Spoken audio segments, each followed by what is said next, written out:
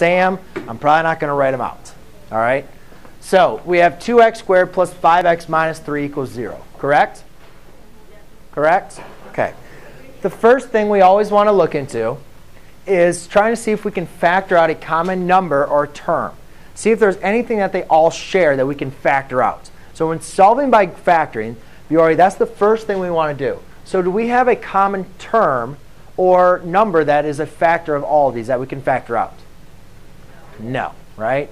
So we can't constantly factor out anything in this term. So then we're going to look into solving by factoring, because we can't solve by isolating the variable because we have two variables, right? So we can't just isolate them because there's two of them. So we're going to have to solve by factoring. Now remember, the tip that I like to use when solving by factoring is I like to, when in the quadratic form, I like to do ax squared plus bx plus c equals 0. Therefore, I can write a times c and then b on the bottom. This is just a little tool that can help you solve with factoring. You don't have to use it, but for me, it helps me out. A times c, I have 2 times negative 3, which is a negative 6. And then my b is 5.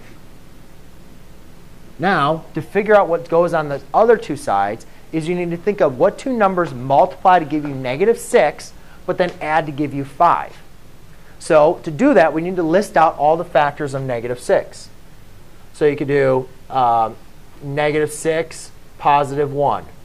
Positive 6, negative 1. 3, 2, and negative 3, comma, negative 2. So did anybody figure out? Oh, I'm sorry. One of those is positive, one of those negatives, right? There you go. So which one of those, these all multiply to give us negative 6, correct?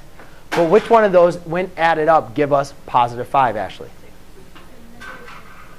There you go. Good. That's like 30 other people answer instead of Ashley. Yeah, so what you're going to want to do is the one to the multiply to give you negative 6, but the only one to add to give you positive 5 is 6 comma negative 1. So I write 6 and negative 1. All right.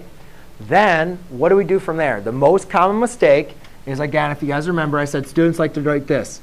X plus 6 times x minus 1 equals 0. Right? Because that's what we did when a was equal to, when a was 1, we did that.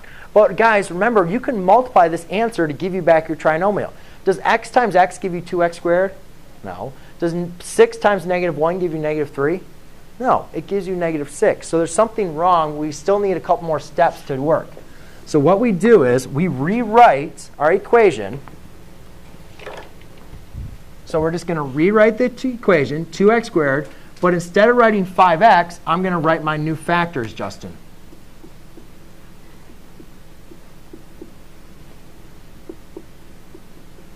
Justin, that's kind of like a hint to stop whatever you're doing. Now you got time. So do you guys see what I did? I took these two factors of negative 6, and I rewrote them as my middle term. OK? So you take your middle term kind of out, and you're going to split it up. The reason why we split it up, because the one factoring term that you guys need to know of, when you guys have 4 terms, is the factor by grouping. So what I'm going to do, Justin, that's again. Oh, OK. Well, whoever's sabotaging you. So then we look at the first 2 terms and the last 2 terms. And what we're going to do is we're going to factor these separately. OK, Dustin? You look like this is the most amazing thing you've ever seen. So you factor each one of these separately. So up here, what can I factor out?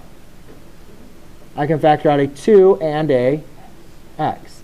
That's going to leave me with an x plus 3.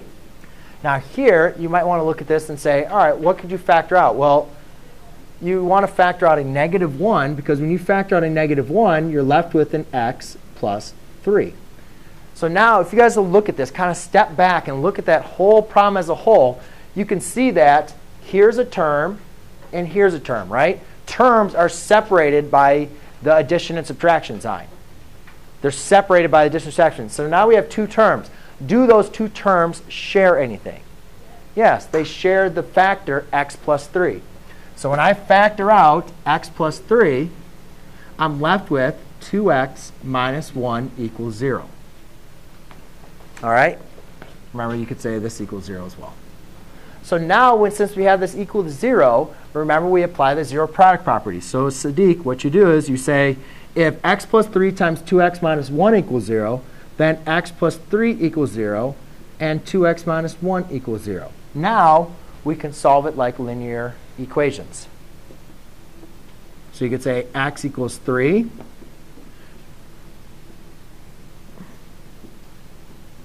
Or x equals 1/2. And there you go. Ta-da! Wow. You guys are excited.